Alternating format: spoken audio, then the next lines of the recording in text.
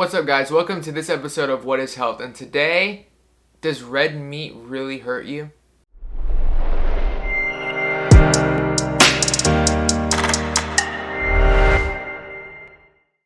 So, there's a lot of interesting topics surrounding red meat. It's very demonized in Western society, but yet it's still a big part of our culture. It's something we eat a lot.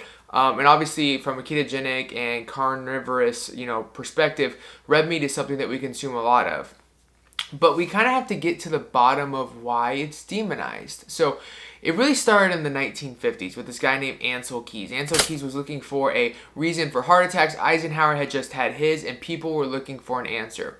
So he did a famous study called the 7-country study. And in this study, he looked at the correlation between saturated fat intake and heart attacks. And he picked 7 countries, and they showed as the saturated fat increased from animals and animal byproducts that the heart attacks increased. What he doesn't tell you and what they don't talk about is that he took data from 20 other countries, and if you put them on the board with the other 7 or so, you're going to see no correlation between saturated fat intake at all. But he needed something, so he took his hypothesis that he created prior to the study and made the study results fit the hypothesis. And that's backwards science. But we need an answer, so people cling to it. And of course, as we stopped eating fat, our cholesterol went down, and so there was no heart attack. The heart attack started to lessen, and so we started to equate saturated fat as an issue when it came to heart problems. The problem with that is understanding that saturated fat does not cause heart attacks. Cholesterol does not cause heart attacks. What causes heart attacks is inflammation in the arterial walls, and cholesterol is your body's response to that, whether it's patching up a cut or keeping a valve from closing in on itself. Cholesterol is our body's response to inflammation in the body.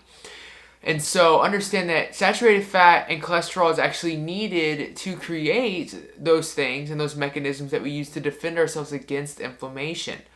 So red meat really isn't that bad. In fact, it's a very powerful nutrient beneficial food source. If you look right here, I have an Instagram poll from Coach Kat. She is from Australia, and she does amazing graphs. And here's one about all the nutrients that's in red meat and a piece of beef.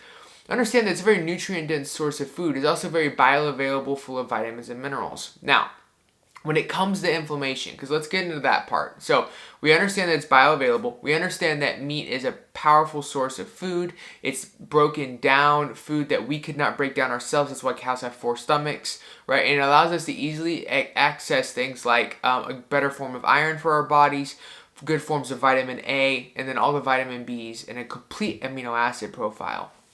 But when it comes to inflammation, we have to understand that while meat is 50% saturated fat, it also has monounsaturated fats and polys, omega-6s and 9s. People don't realize that, like omega-6s, 3s, and 9s, along with saturated fat. Red meat is not 100% saturated fat. It's only about half, which blows people's minds. A lot of people don't look at it and don't know that. They just equate red meat to saturated fat.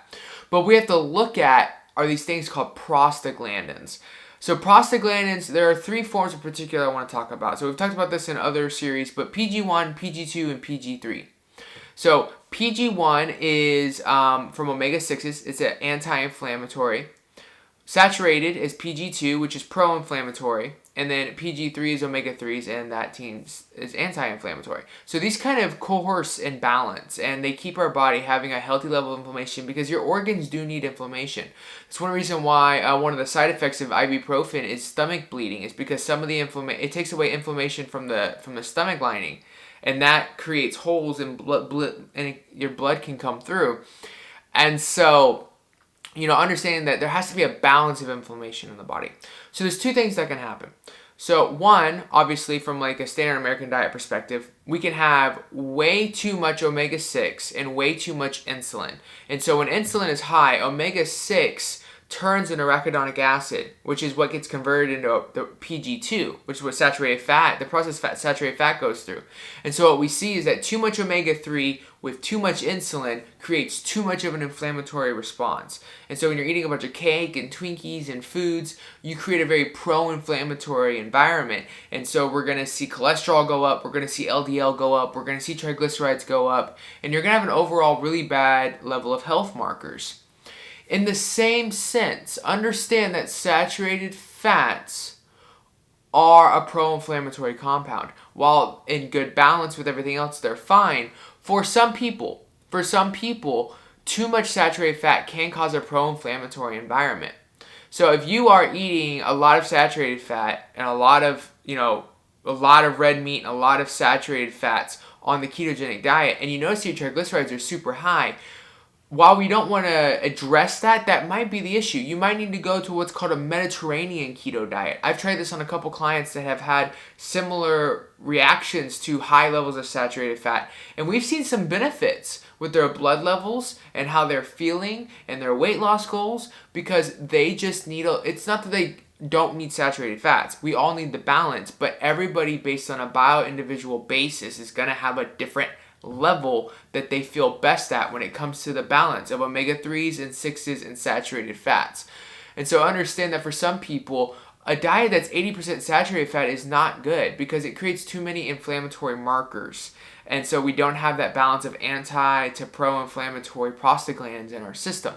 So for some people, if you have super, super high triglycerides on a ketogenic diet, if you have super high LDL and C-reactive proteins and your A1C is not going down, you might be eating too many saturated fats. And so maybe lowering that, going to more of a Mediterranean with the occasional steak. So once or twice a week have a steak, rest of the time stick to avocado oil, extra virgin olive oil, fish high in omega-3s, fatty acids, and some poultry, olives, feta cheese, have fun with it. More of that Mediterranean Greek style eating. It's still delicious food. It's still keto. You're still going to be burning fat as fuel, but the different kinds of fats, depending on your bio-individuality, is going to give you a different environment, and it's going to give you different level health markers. And it's not to say that if you're eating saturated fats on a ketogenic diet and your triglycerides and stuff are high that you're going to have a heart attack. But what I'm saying is that if you want those to come down, then you might need to consider not having as many saturated fats in your diet because you might be someone that's sensitive to that. So that's my thoughts on red meat. So to recap, it's a great bioavailable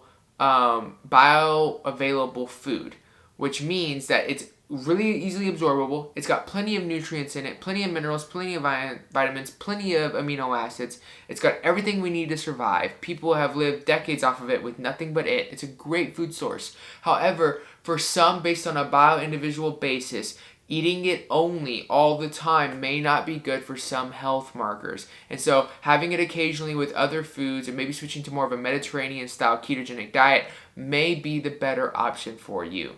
All right, guys, I hope that makes sense. Put questions in the comment section below. Till next time.